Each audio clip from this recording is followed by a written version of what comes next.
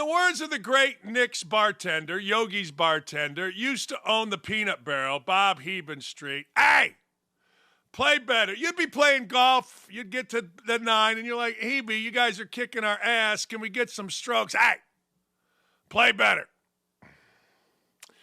It's kind of the modern version of my father's motto, sack up. It's kind of the way you're supposed to do it out in the field, yo.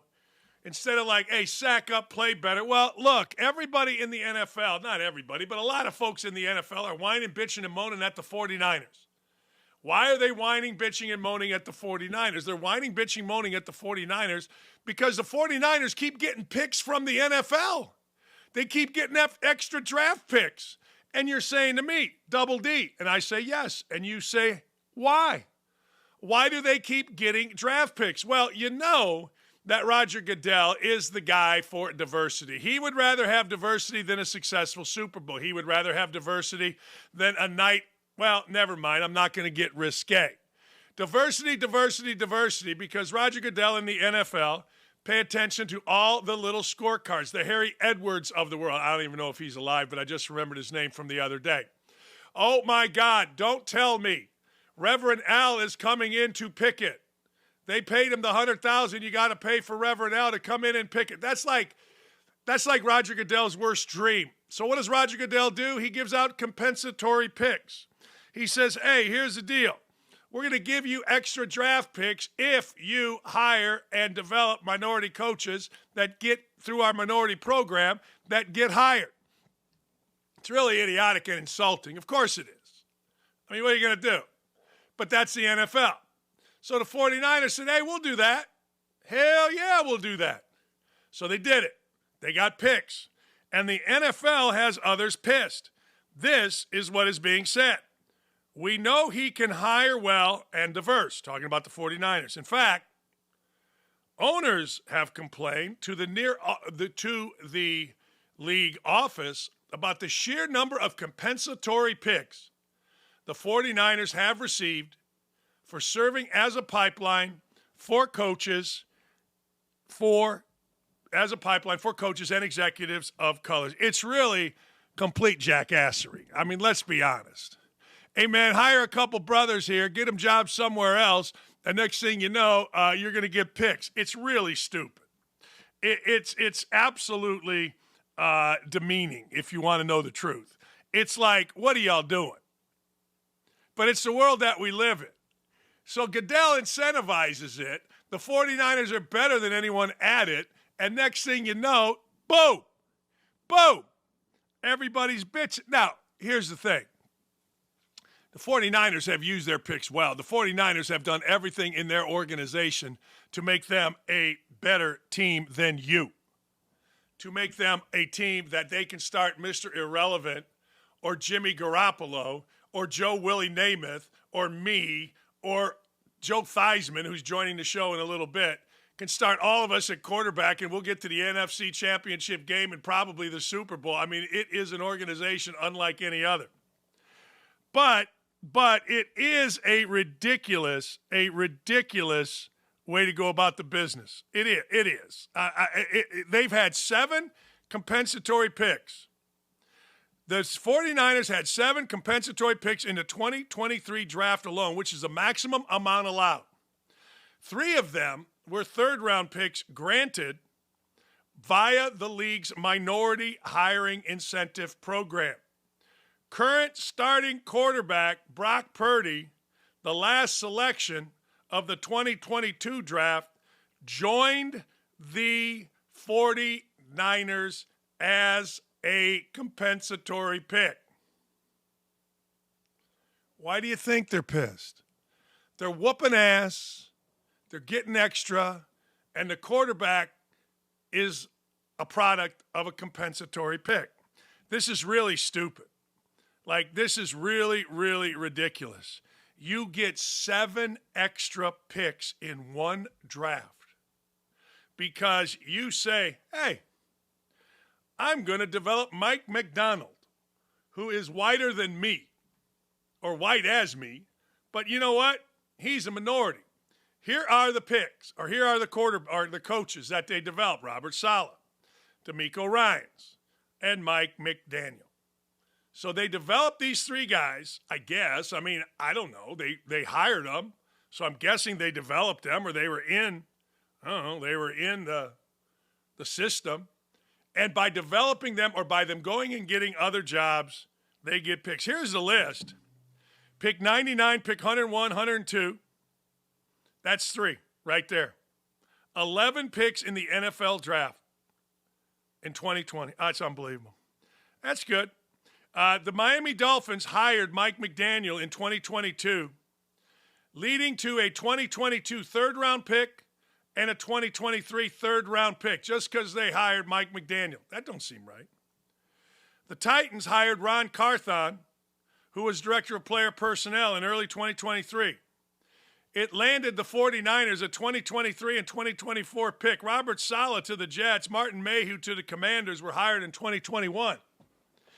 Meaning the 49ers received just 1 extra compensatory pick for Mayhew because they were given 3 compensatory picks, third pick in the third draft, which happened this year.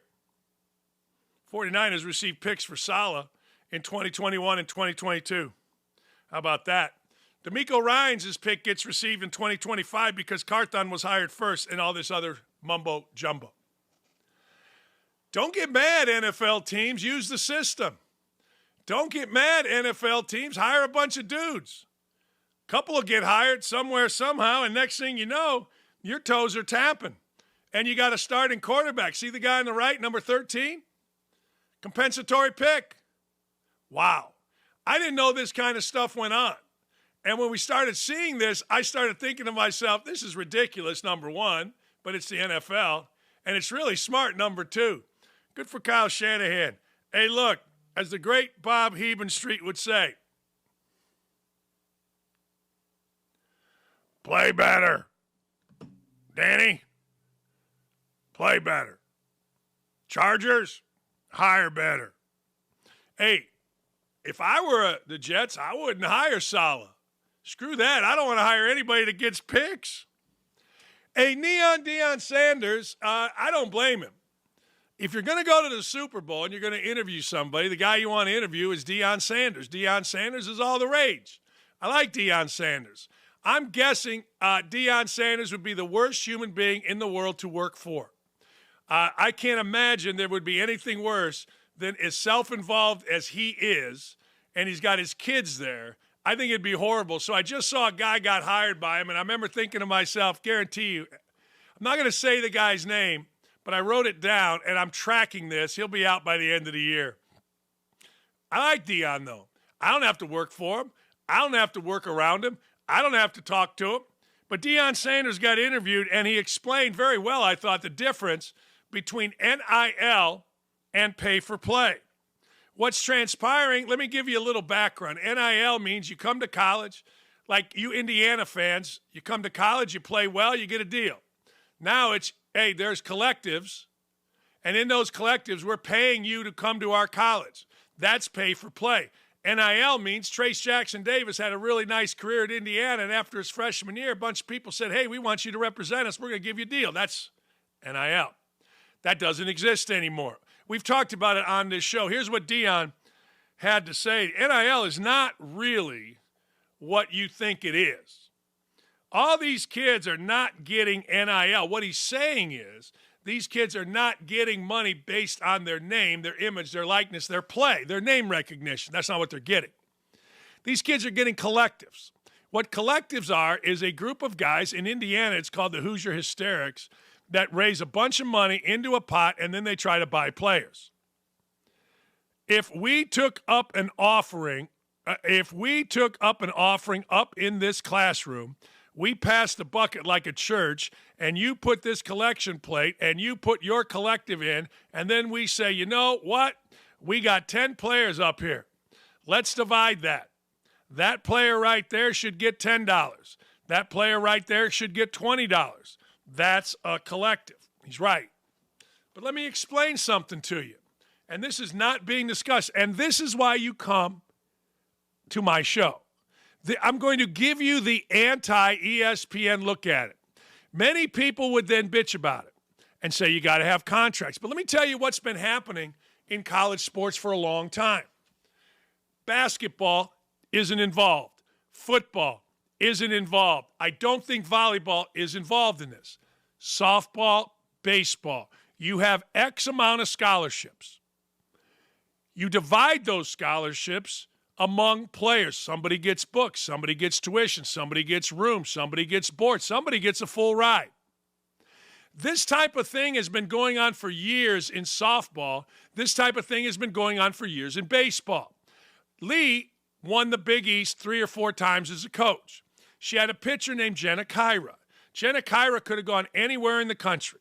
Jenna Kyra was a great pitcher. She was Canadian. Lee recruited the brakes off of Jenna Kyra. Jenna Kyra was not coming to Syracuse unless she got a full ride. She was that good. Second baseman, nice player, books. Shortstop, really good player, tuition. This kind of stuff has been going on for a long, long time. I used to walk in. Tracy Smith was the best baseball coach at Indiana when I was there. He was an assistant when I was an assistant. And the year I was a head coach, he was a head baseball coach, and Tracy and I were friends. I'd walk in. On the board, invariably, different times of the year, he would have a layout. Who's getting what money? Parents would come in and negotiate. This is a dirty little secret that no one ever talks about in college athletics. And now it's expanded to football, as Deion Sanders tells you.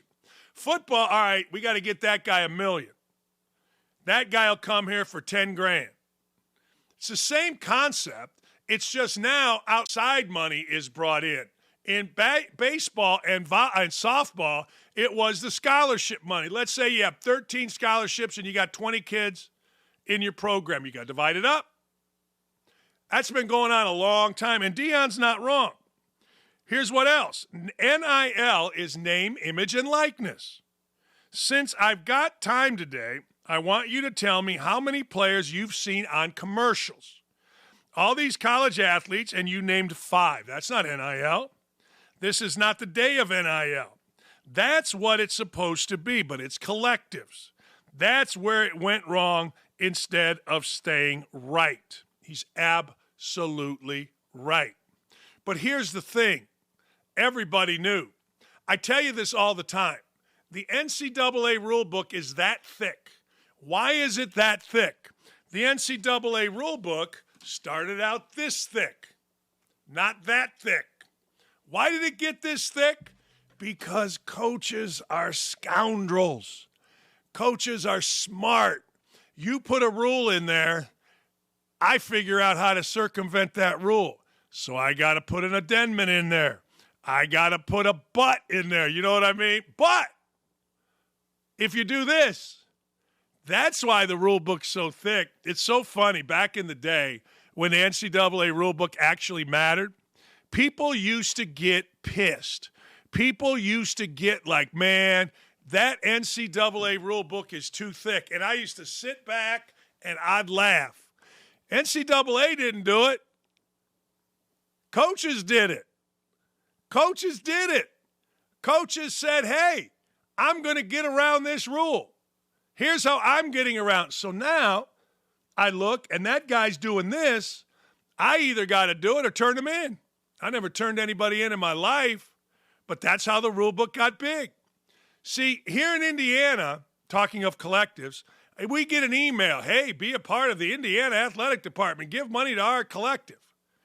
And I remember thinking to myself, that goes against every single thing that I stand for. I don't mind NIL. I don't care about NIL. I hope players get over. I hope players get their Lamborghini. Doesn't affect me one bit. But when I coached, I saw guys cheat. When I coached, I saw guys break the rules. Wasn't going to do it. Wasn't happening for me. Cost me a lot of money doing things the right way. And I'm very happy that I can look myself in the mirror every freaking day and know I didn't cheat. No, I didn't get over. And the fact of the matter is this is cheating. But the problem you have, and I think Patino and others have addressed it, is there's no enforcement. But Deion Sanders is 1,000% right. 1,000%. This isn't NIL. Gritty, I know you're listening, and you other Indiana fans. NIL would be simply second year. Trace Jackson Davis has a camp. He's doing a car commercial. He's on something else because we all saw how good he was. And he is. But that ain't how it rolls now. And different schools are having problems, including, I'm being told, Indiana. They're giving bags to kids. Taco Bell at Indiana. I think he got a nice bag to come to Indiana. Hard to bench a guy getting the bag.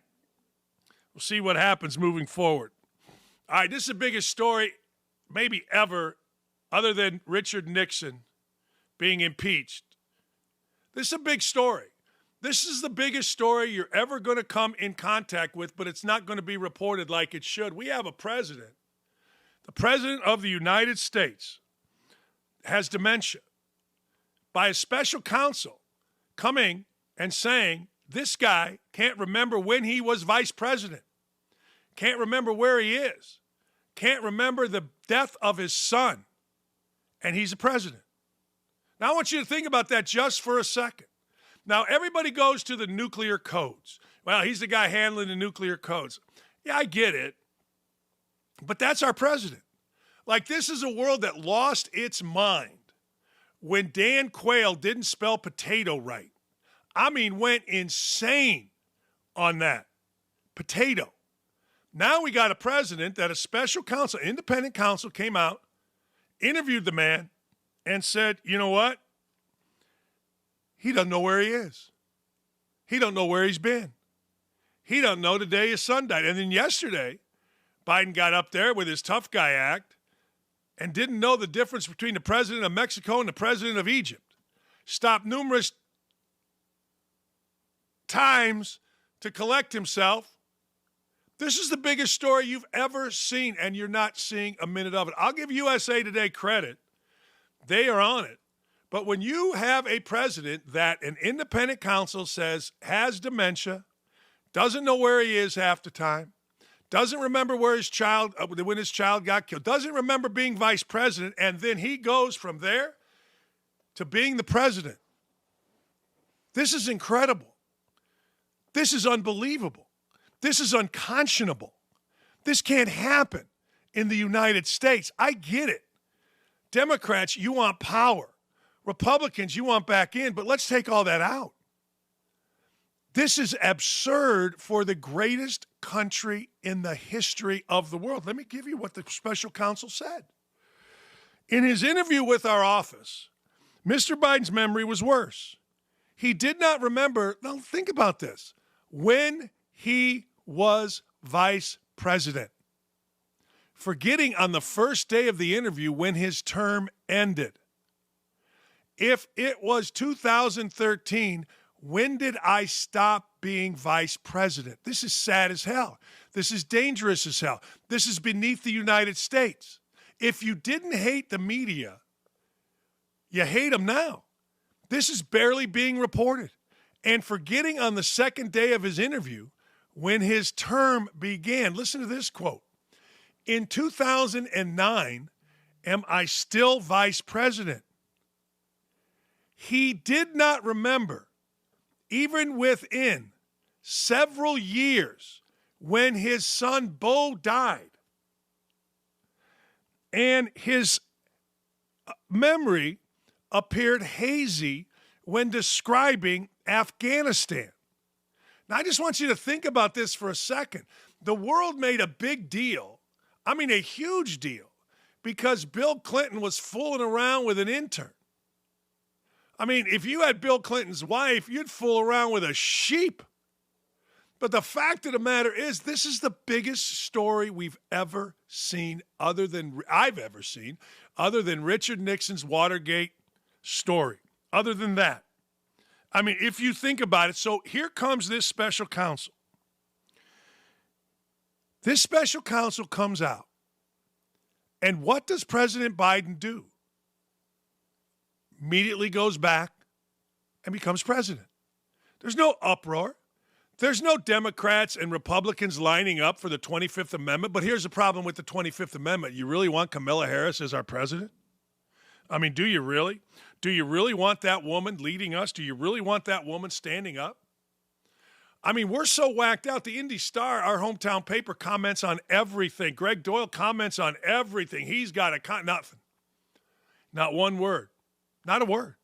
I'll give Gannett, at least they said it was a political crisis. Yahoo said 8 words and a memory slip. That's how they described it at yahoo.com. 8 words and a memory slip? This is a little bigger than that.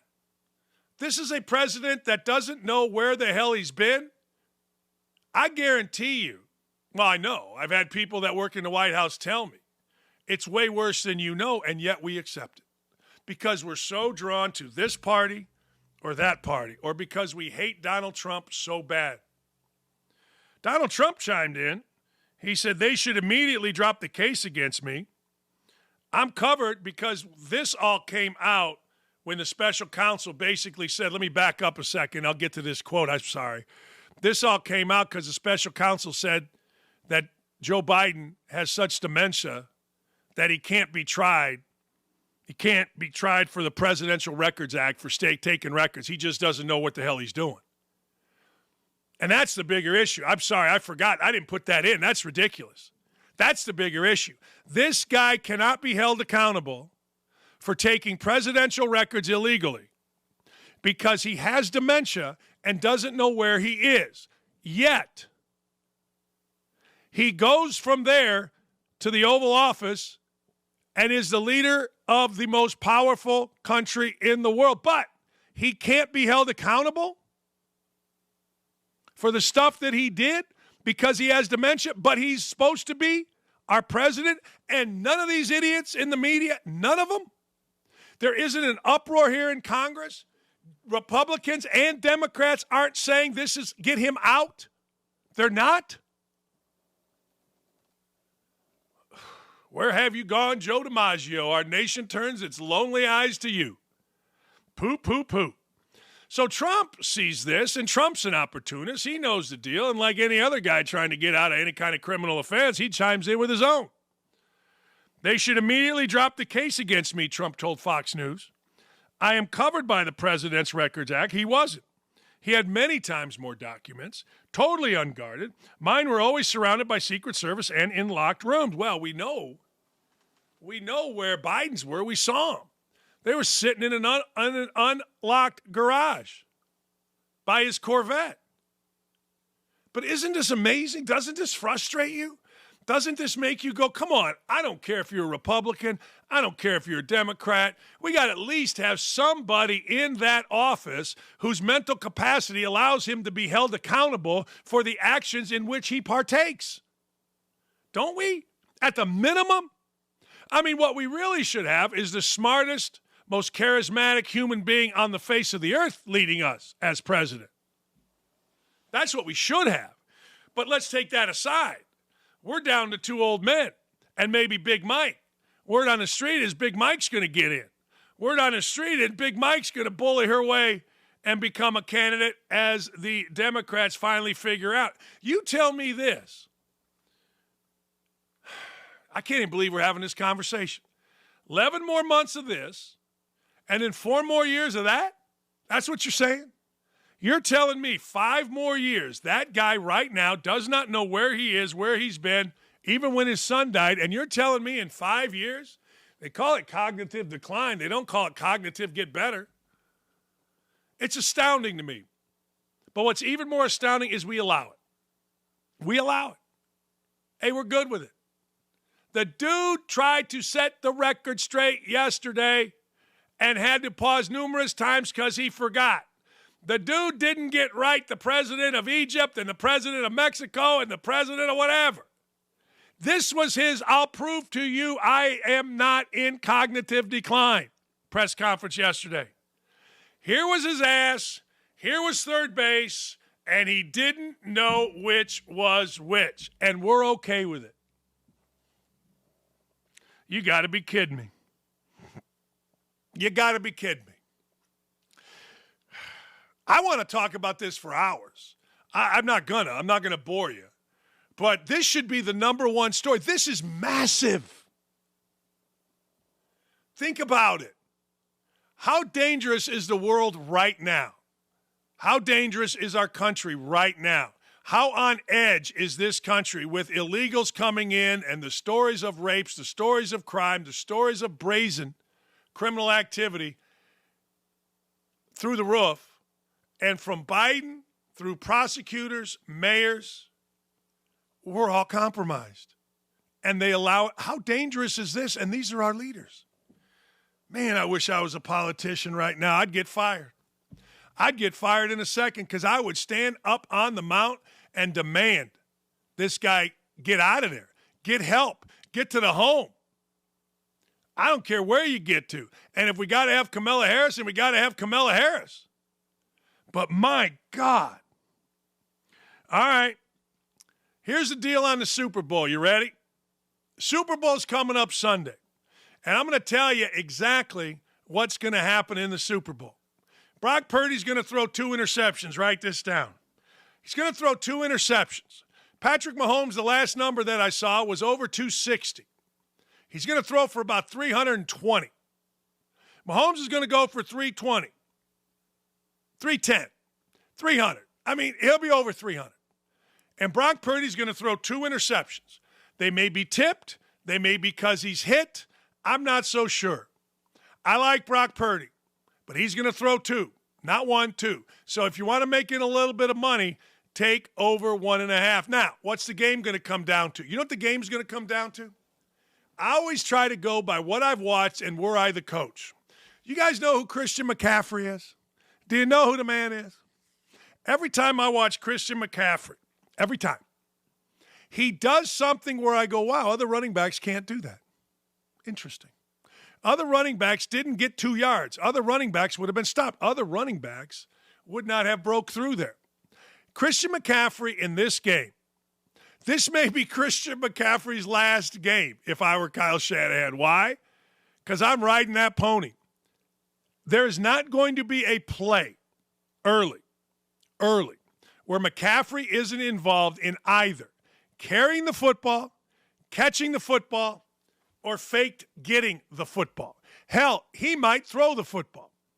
If I'm going to go down, I'm going down with my best. And when you look at the best, what's the best?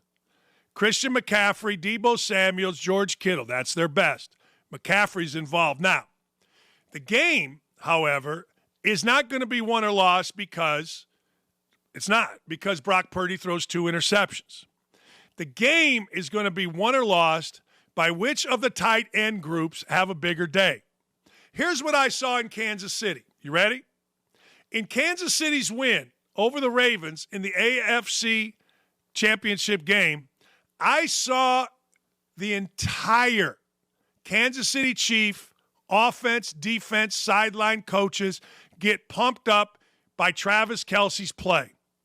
See, when you play basketball or you play football, any sport that has a little bit of strategy, you got to get comfortable with something. Basketball, defensively, you're trying to make the offense uncomfortable. Basketball, offensively, you're trying to go to things where your offense gets comfortable. It's why I said the other day when Indiana was down 13 with 10 minutes to go on the road, maybe 15, on the road at Ohio State, Indiana's going to get in this game, going to be right back in this game down the stretch. Indiana's offense was comfortable. Ohio State's wasn't. Indiana won the game. I digress. What's the comfort for the Kansas City Chiefs? You know it. Travis Kelce. The comfort for the 49ers a little bit different. George Kittle, certainly. Deebo Samuel, certainly. Christian McCaffrey, certainly. They got more options. And more options is 99 times better, except when the one option on the other team pumps everybody up. Rice played better. Valdez-Scantling played better. Pachero played better. I don't care. Watch the tight end position and watch it early. Middle of the field, I'll never understand how they get this open. But when you watch the comfort. Watch what happens when Travis Kelce makes a play. Watch Kelce make the play and then expand your eyes to the sideline or whatever the camera shows you that is around Kelce. Teammates, huddle. I'm telling you, it's weird.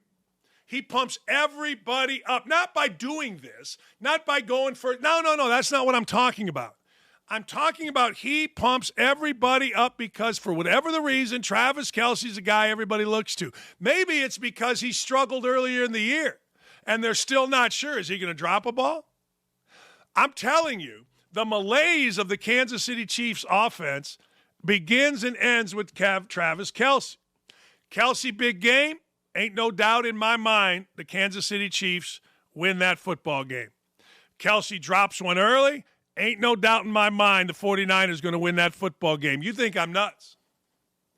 But in games like this, with the talent so great, playmakers so high, coaching so great, preparation out of this world, it comes down to who gets more comfortable and what stars make the most plays. That's why, man, oh man, I'm telling you right now, that ball is going to be in Christian McCaffrey's hands a minimum 20 to 25 times rushing, depending. Now, look, if he throws 2 pick sixes, Purdy, and you're down 21-0, it ain't going to be ran. But in a normal game, I'm giving him the ball 20 to 25 times, and he's catching the ball a minimum 5 to 10 times. I'm getting the ball in McCaffrey's hands. Now, there's a lot of plays. Doesn't mean I'm not going to Debo. Doesn't mean I'm not going to Kittle. Doesn't mean that at all. But my best, baby, the great Rick Venturi, 40 years studying the NFL. Danny, it's players, not plays. All right? Players, not plays. You know what I'm saying? Yeah. That's what it is. Players. Players. Look at George Kittle looking all weird. This is weird. This is weird. Trent Williams. Stud, left tackle. I get amazed by this. Trent Williams being sued because he lets dogs run all over his rented house, tearing everything up. Listen to this. Super Bowl-bound 49ers tackle Trent Williams is sued by a former landlord for letting his 9 dogs trash a $8 million California mansion that was left covered in feces, urine, and rotting food. Rosenberg's insurers are trying to claw back the $340,000 repair bill, as well as more than $50,000 in interest, according to court filing in Santa Clara County, where Williams now lives. Not a corner of the house was spared, and Rosenbaum had to part with hundreds of thousands of dollars before he and his wife could move back in. You know what I'm saying? Ron Artest did that here. Ron Artest had a house here right on Michigan Avenue. And it was his house. He wasn't renting it. He would leave. There's all kind of people living. My daughter came home one day and said, "Hey, Dad, you know who Ron Artest is?" I go, "Yeah, plays for the Pacers." She goes, "Yeah, I just had lunch with his daughter." And then the kids would be gone. It was the weirdest deal ever. But Artest would spend, I'm being honest here, every month rip out all the carpets, put new carpets in, because he would let his dogs, you know what? He would let his dogs run around, tear crap, all of it, in this kind of mansion on Michigan Avenue. And then he would just fix it, but it was his. Can you imagine being so irresponsible? Can you imagine? It's unbelievable. It is. You've gone out there and you're putting millions of dollars. You're renting from a guy. You're renting from a guy and a girl and a woman. And they think, cool, I got Trent Williams. And you tear it up. My family, I was third owner of a house. We rented it to Jalen Rose. This is why I always kind of like Jalen Rose. Jalen Rose rented our house. And we're like, oh, man, I don't know, NBA guy. You know what I'm saying? Jalen Rose wanted in there, you can't come in the house. Once I take ownership, there is no, hey, look, I'm going to go in and look. No, there was none of that.